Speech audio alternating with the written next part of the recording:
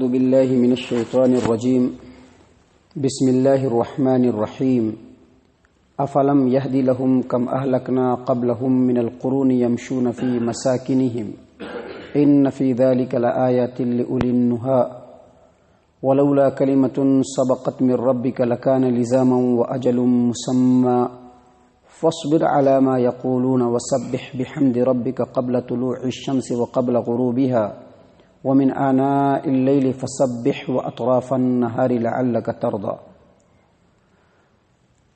محترم سامعین کرام، سورہ طٰہٰ سورہ نمبر 20 اور ابھی اسی صورت سے ترتیب کے ساتھ آپ کے سامنے آیت نمبر 128، 129، 130 یہ 3 آیات تلاوت کی۔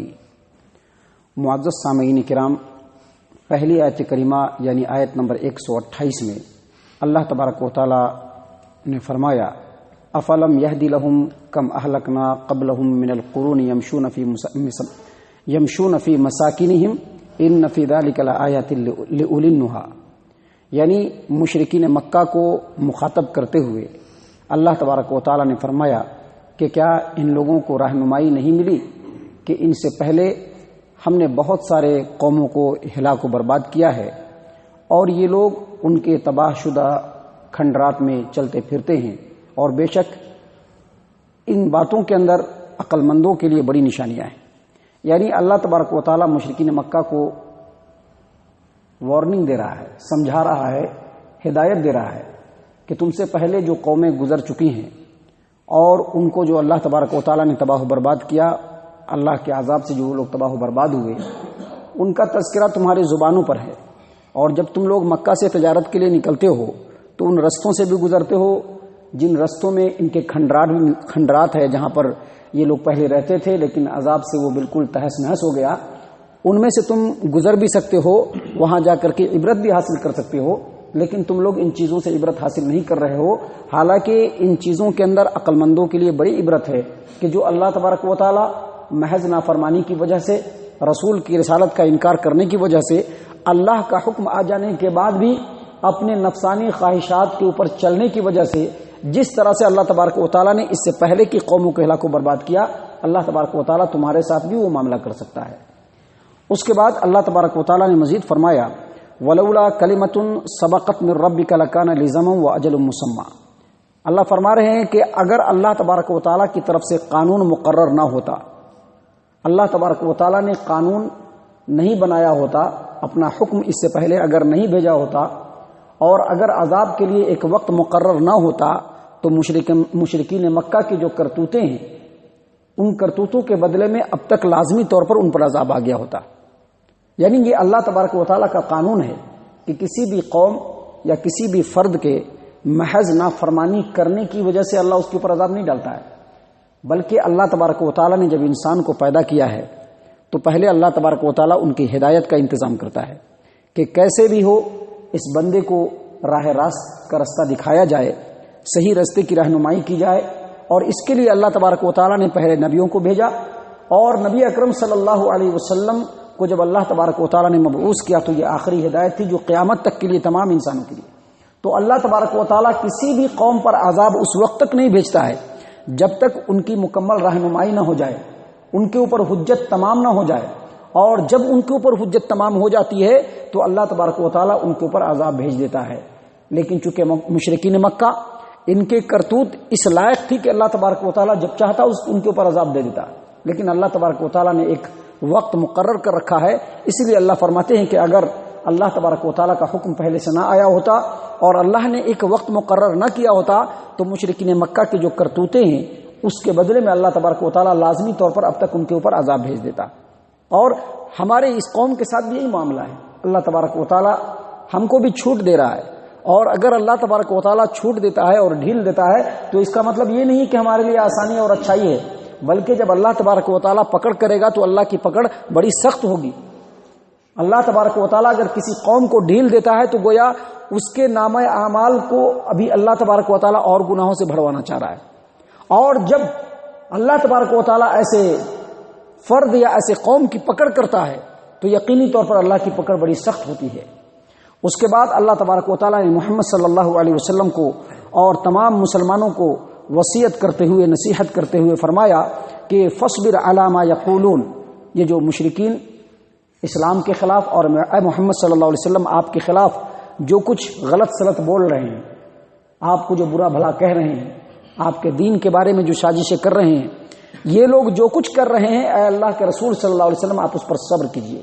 فاصبر علی ما یقولون، ان کے باتوں پر آپ صبر کیجئے. اور یہ صبر یہ بہت بڑی چیز ہے. اللہ فرماتے ہیں فاصبر علی ما یقولون وسبح بحمد ربک قبل طلوع الشمس وقبل غروبها، اور اللہ تبارک و تعالیٰ کی تعریف کے ساتھ اللہ کی تسبیح بیان کیجئے سورج کے طلوع ہونے سے پہلے بھی اور سورج کے غروب ہونے سے پہلے بھی. ومن آناء اللیل، اور رات کے حصوں میں بھی. فسبح، تسبیح بیان کیجئے. واطراف النہار، اور دن کے حصوں میں بھی اللہ تبارک و تعالیٰ کی تسبیح بیان کیجئے. دن کے کناروں میں بھی اللہ تبارک و تعالیٰ کی تسبیح بیان کیجئے. لعلک ترضی، شاید آپ کا رب آپ سے راضی ہو جائے. سب سے پہلے میں آپ کو بتلا دوں کہ یہ وہ آیت کریمہ ہے، یہ جو آیت آپ کے سامنے ابھی پڑھی گئی جس کا ترجمہ پیش کیا گیا، جو سورہ طٰہٰ آیت نمبر 130 ہے، یہ وہ آیت ہے جس کی تفسیر میں تمام مفسرین نے بتلایا ہے کہ 5 نمازوں کا وقت اس کے اندر موجود ہے. اس آیت کریمہ کے اندر 5 نمازوں کا وقت موجود ہے. اور وہ کیسے ہے میں بھی آپ کے سامنے بتلاؤں گا، لیکن سب سے پہلے میں آپ کو بتلا دوں کہ کسی بھی مشکلات اور مصیبت سے ڈٹ کر کے لڑنے کے لیے اور مقابلہ کرنے کے لیے اللہ تبارک و تعالیٰ نے قرآن کریم کے اندر 2 چیزوں کا سہارا لینے کے لیے کہا ہے. آپ اکثر جگہ پر دیکھیں گے اللہ فرماتے ہیں استعینوا بالصبر والصلاۃ، لوگوں اللہ تبارک و تعالیٰ سے مدد کرو صبر اور نماز کے ذریعے سے.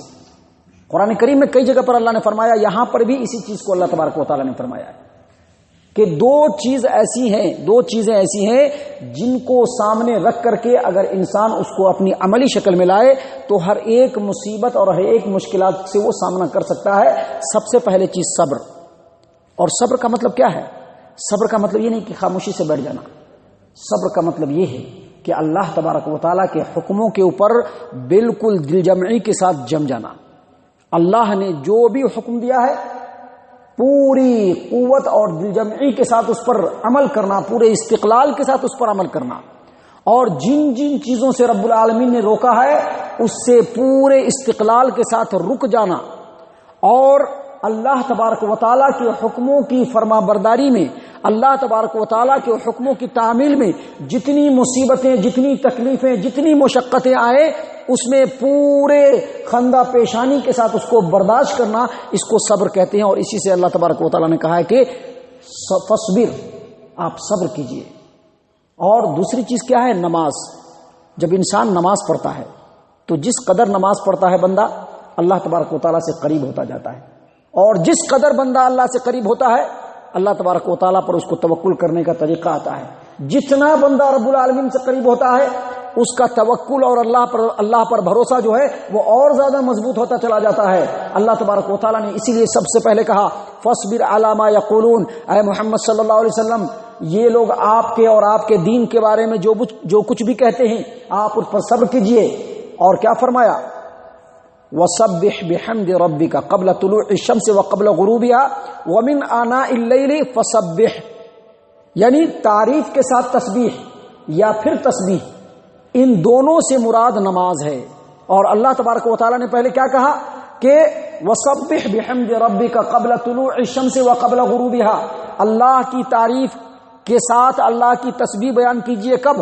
سورج کے طلوع ہونے سے پہلے اور سورج کے غروب ہونے سے پہلے. سورج کے طلوع ہونے سے پہلے کون سی نماز ہے؟ یہی نماز ہے جو ہم نے ابھی ادا کی ہے، فجر کی نماز. اور سورج کے غروب ہونے سے پہلے کون سی نماز ہے؟ عصر کی نماز. اور خود نبی صلی اللہ علیہ وسلم نے بھی ان کو یہی نماز فرمایا ہے. آپ صحیح البخاری اٹھائیے، کتاب مواقیت الصلاۃ، باب فضل صلاۃ الفجر. جریر بن عبداللہ رضی اللہ عنہ بیان کرتے ہیں کننا جلوسا عند رسول اللہ صلی اللہ علیہ وسلم، ہم لوگ رسول اکرم صلی اللہ علیہ وسلم کے پاس بیٹھے ہوئے تھے. اذ نظر الى القمر لیلۃ البدر، اچانک نبی صلی اللہ علیہ وسلم 14ویں کے چاند کو دیکھنا شروع کر دیا اور کہا انکم سترون ربکم کما ترون ھذا القمر، جس طرح سے اس چاند کو تم دیکھ رہے ہو اسی طرح سے تم اپنے رب کو دیکھو گے. لا تضامون فی رؤیتہ، رب کو دیکھنے میں کسی طرح کی کوئی پریشانی اور کوئی تکلیف نہیں ہوگی. لیکن شرط کیا ہے؟ سورج کے طلوع ہونے سے پہلے اور سورج کے غروب ہونے سے پہلے جو 2 نمازیں ہیں ان نمازوں کو کسی بھی حالت میں فوت نہ ہونے دو تو یقینی طور پر قیامت کے دن تم اپنے رب کو دیکھو گے۔ تو اس سے کیا پتہ چلا کہ سورج کے غروب ہونے سے پہلے، سورج کے طلوع ہونے سے پہلے فجر کی نماز اور سورج کے غروب ہونے سے پہلے عصر کی نماز، اور اس کے بعد اللہ تبارک و تعالیٰ کیا فرماتے ہیں، وَمِنْ آنَاءِ اللَّيْلِ فَسَبِّحْ، رات کے حصوں میں بھی اللہ تبارک و تعالیٰ کی تسبیح بیان کیجیے، یعنی اللہ کے لیے نماز پڑھیے۔ اور رات کے حصوں میں کون سی نماز پڑھی جاتی ہے؟ عشاء کی نماز پڑھی جاتی ہے اور تہجد کی نماز پڑھی جاتی ہے۔ اور تہجد کی نماز ہمارے لیے نفل لیکن محمد صلی اللہ علیہ وسلم کے لیے فرض تھا، اس لیے اللہ تبارک و تعالیٰ نے اس آیت کریمہ میں تہجد کی نماز اور عشاء کی نماز دونوں کا ذکر کیا، اور مفسرین نے دونوں مطلب بیان کیا ہے۔ تو اب دیکھیے، فجر کی نماز کا تذکرہ ہو گیا، عصر کی نماز کا تذکرہ ہو گیا اور عشاء کی نماز کا تذکرہ ہو گیا۔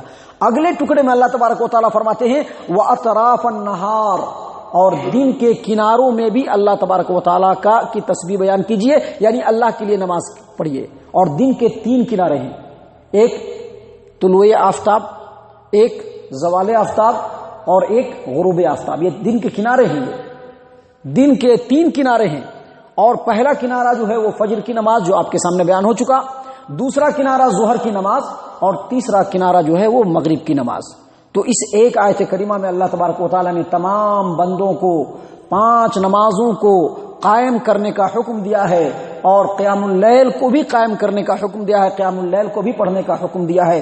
اللہ فرماتے ہیں اگر آپ ایسا کریں گے لعلک ترضیٰ، تو آپ یقینی طور پر خوش ہو جائیں گے۔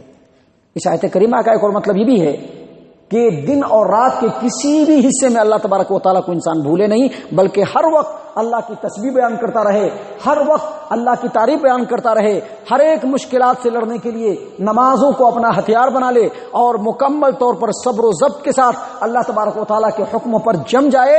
اگر ایسا کرے گا، اللہ فرماتے ہیں لعلک ترضیٰ، یعنی اے محمد صلی اللہ علیہ وسلم آپ بھی خوش ہو جائیں گے، اور آپ کی امت میں جو بھی ایسا کریں گے وہ بھی خوش ہو جائیں گے۔ اللہ تبارک و تعالیٰ کے رسول صلی اللہ علیہ وسلم تو یقینی طور پر ہر حال میں دنیا میں بھی اللہ نے ان کو خوش رکھا، اور آخرت میں تو جو ان کا مرتبہ ہے وہ کوئی پا ہی نہیں سکتا۔ لیکن اللہ تبارک و تعالیٰ کے، اللہ کے رسول صلی اللہ علیہ وسلم کی جو امتی ہے وہ کیسے خوش ہوں گے؟ جو انسان اپنے اس دنیا کی زندگی میں صبر اور نماز کو لازم و ملزوم پکڑ لے گا، کل قیامت کے دن اللہ تبارک و تعالیٰ اس کو جنت سے نوازے گا، اور ایسی نعمت سے نوازے گا کہ انسان بالکل خوش ہو جائے گا۔ اس سلسلے میں اللہ کے رسول صلی اللہ علیہ وسلم کی حدیث ہے جس کو امام بخاری رحمہ اللہ صحیح البخاری کتاب الرقاق باب صفت الجنت والنار، صحیح مسلم کتاب الجنت و صفت نعیمها و اہلها، اللہ کے رسول صلی اللہ علیہ وسلم فرماتے ہیں جنت میں اللہ تبارک و تعالیٰ کہیں گے اے جنتیوں، سارے کے سارے جنتی حاضر ہو جائیں گے، کہیں گے لبیک سعدیک، اے اللہ حاضر ہوں، اے اللہ دل و جان سے حاضر ہوں۔ فرمائیے کیا فرماتے ہیں؟ کہا کہ بندو خوش ہو۔ سارے کے سارے بندے کہیں گے کہ کیوں نہیں خوش ہوں گے؟ آپ نے تو ہم کو وہ دیا ہے جو آپ نے ہمارے علاوہ کسی بھی دوسری مخلوق کو نہیں دیا ہے، آپ نے جنت دیا ہے، جنت کی نعمتوں سے نوازا ہے، ہم خوش کیوں نہیں ہوں گے؟